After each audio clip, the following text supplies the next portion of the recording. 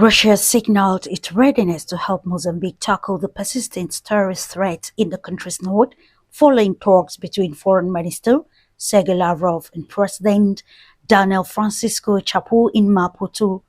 Lavrov described counter-terrorism as a key area of strategic partnership and said Moscow is prepared to respond to Mozambican requests for assistance in efforts to eliminate armed groups operating in the northern provinces.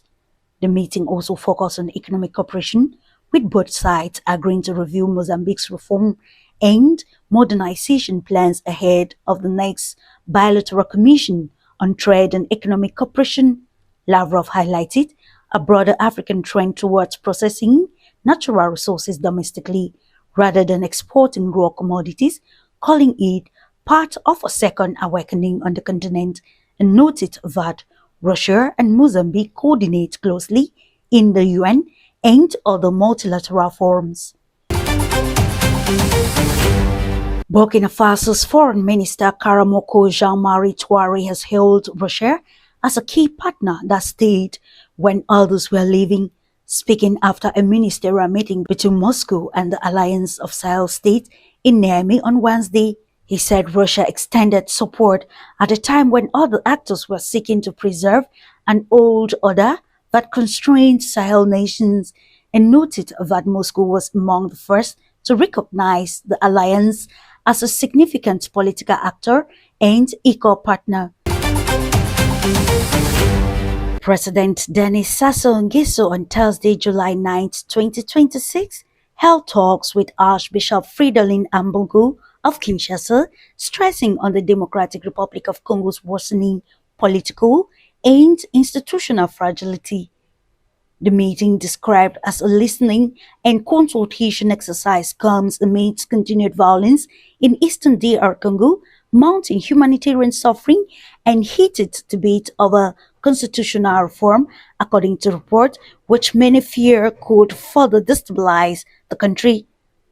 By reaching out to Archbishop Ambogu, widely seen as a key moral voice, regional leaders are signaling that any path to stability will require inclusive dialogue involving political, religious, and civil actors, as well as coordinated efforts to protect both national cohesion and wider Central African peace.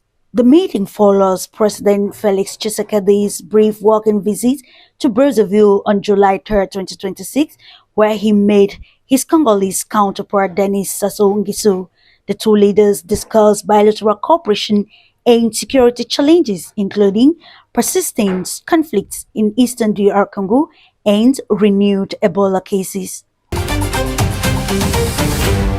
Tanzanian President Samia Suluhu Hassan has issued a strong warning to individuals and groups whose actions risk undermining peace and security in the country, vowing that the government will act firmly to protect citizens, their lives and property. Speaking in Zanzibar at the signing of a joint declaration between Chama cha Mapinduzi (CCM) and ACT Wazalendo, she said the country would not tolerate activities disguised as activism but aimed at causing chaos, destroying infrastructure, and destabilizing the nation. Those who truly love their country, she stressed, contribute to building it rather than destroying it, and citizens should reject behaviors that threaten national stability and development. The head of state noted that Tanzanians need peace, security, and an enabling environment to work, access services, and improve their livelihoods, not violence or endless political confrontation. She reaffirmed the government's commitment to safeguarding people and property and called on citizens to work with authorities in protecting communities and national assets, stressing that no state permits activities that endanger lives and national security.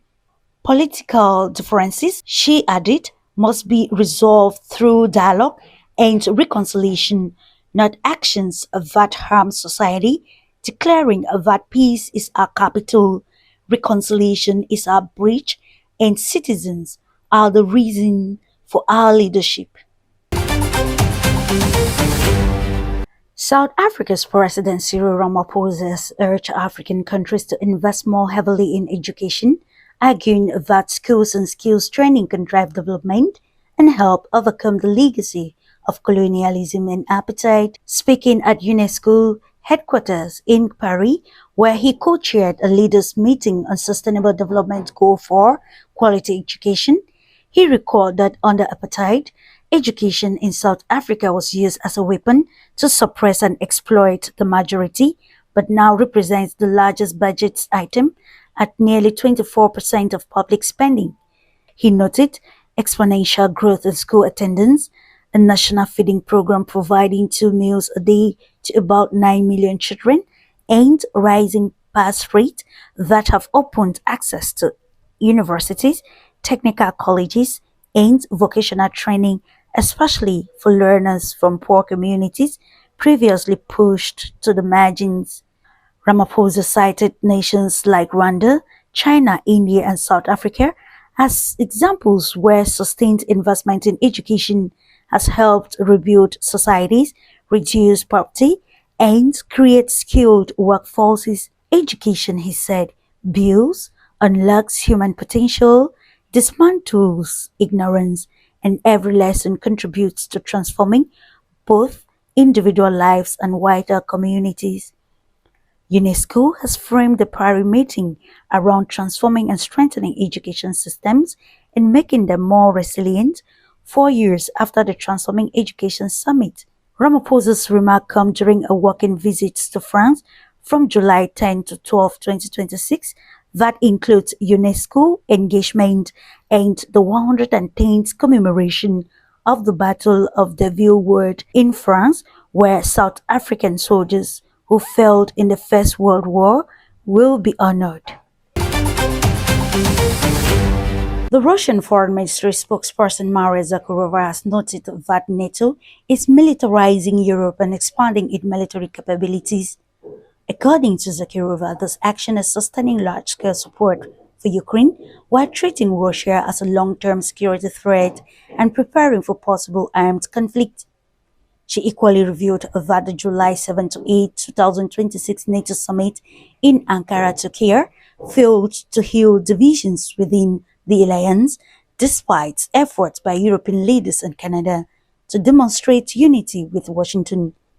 Zakharova stressed that cracks in the transatlantic bond remain, pointing to unresolved tensions over U.S. demands on Greenland and continuing resentment in Washington over what it sees as insufficient allied support when needed. At the summit, NATO members pledged €70 billion in military aid to Ukraine this year, with plans to maintain at least the same level in 2027 and record their 2025 decision under U.S. pressure to raise military spending to 5% of gross domestic product by the year 2035. NATO leaders ended a two-day summit with pledges of unity and new arms procurement plans, but U.S. President Donald Trump's demand that allies lift combined defense and security spending to 5% of GDP highlighted growing pressure on European budgets and social priorities. At the same time, Trump's renewed claim that Washington should control Greenland drew sharp rebukes from Denmark and Nordic leaders who insisted the Arctic territory's future must remain in the hands of its own people. Donald Trump also used the summit to attack European partners for what he called weak support on Iran, warning of possible renewed military action and measures in the Strait of Hormuz. The combination of steep spending targets, sovereignty disputes over Greenland, and the prospects of escalation with Iran led analysts to warn that NATO's cohesion is now strained not only by external threats but increasingly by internal disagreement and the United States pressure. A landmark event for Congo's martial arts scene has taken place in Brazzaville with the presentation of the Congolese Association of Russian Hand-to-Hand Combat, created Under the auspices of the International Hand-to-Hand Combat Federation, the new body brings together multiple styles and schools into a single federation, positioning itself as a central hub for practitioners and enthusiasts of combat sport across the country. Supported by the International Association Globus, the launch drew members of the sports elite, including an assistant to the Minister of Sport, leading martial arts coaches from Brazil, and prominent public figures. The event concluded with impressive demonstrations by both young and seasoned athletes, showcasing refined technique and strong physical conditioning in the ring. Interest in Russian hand-to-hand combat has surged in Congo-Brazzaville since October 2025, when the first specialized school opened with the backing from the International Federation and Globus Association, and immediately enrolled around 40 young Congolese students. The country's first hand-to-hand combat competition followed in December, and the number of athletes involved in the discipline has continued to rise steadily, confirming the sport's growing appeal and relevance in Congo-Brazzaville.